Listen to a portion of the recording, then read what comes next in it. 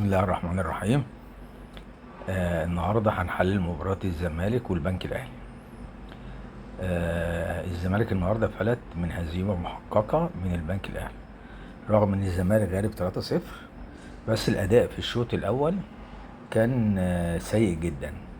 والبنك الأهلي آه في كورتين محققتين، واحدة جت في العارضة وفي واحدة ضيعها ياو أنور ياو.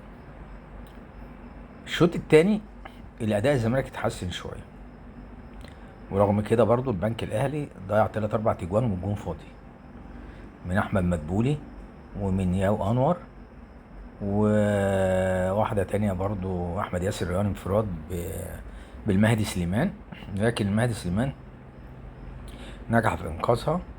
والمهدي سليمان نجم المباراه، لان لولا وجود المهدي سليمان ولولا رعونه مهاجمين البنك الاهلي كان الزمالك ممكن يتقبل هزيمه ثقيله.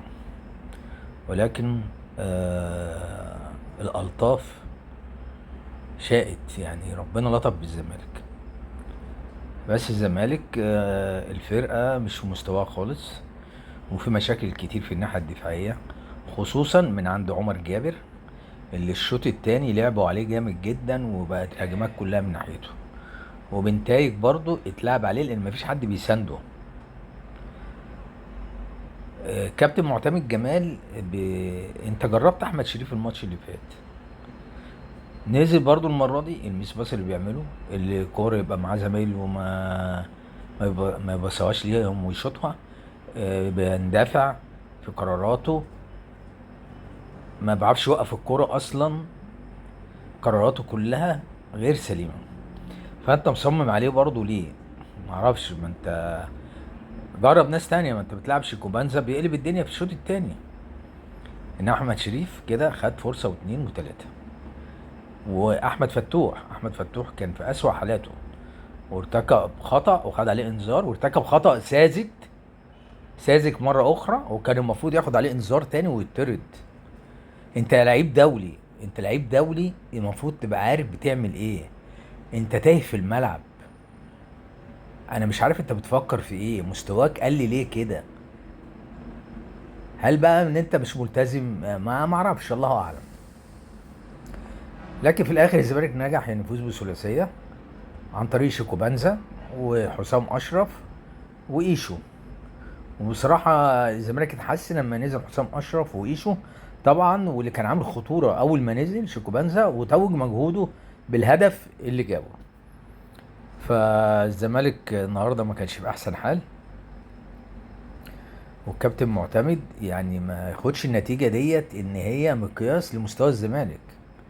انت لو بتلاعب فرقه كبيره، لاعب الاهلي او بيراميدز، الكور اللي ضاعت دي كلها كانت هتبقى جوان، وكنت هتخرج بنتيجه ثقيله. بس ربنا لطف بالزمالك النهارده وبجماهيره اللي راحت وشجعت، يعني كل لحظه بتشجع. جمهور الزمالك هو البطل الحقيقي، هو نجم المباراه، هو في اسوأ الحالات بيساند النادي. فعايزين الاداره بقى تتحرك وتفك القيد وتدفع المديونيات، لان واضح ان الاداره فيها مشاكل كتير. استاذ ممدوح عباس طلع واتكلم وقال نيابه عامه والمجلس مش على كلمه واحده، والكابتن حسين لبيب مش عارف يوحد المجلس على كلمه واحده. طب انت كابتن، انت ساعه الانتخابات قلت لنا القايمه كلها عشان نعرف نشتغل، القايمه كلها بتاعتك نجحت. انت قلت لي انا شخصيا الكلام دوت وانا بنتخب، القايمه بتاعتك كلها نجحت. ايه النتيجه؟ 18 قضيه في الفيفا، ايقاف قيد تأديبي، ايقاف قيد تاني مرتين.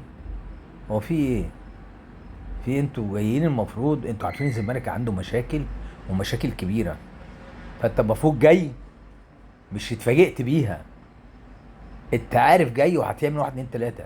انت جبت صفقات مضروبه كتير وبتدفع ثمنها دلوقتي، وبيدفع النادي ثمنها. في الاخر عايز اقول كلمه مجلس الاداره: اتقوا الله في نادي الزمالك. بلاش المصالح الشخصية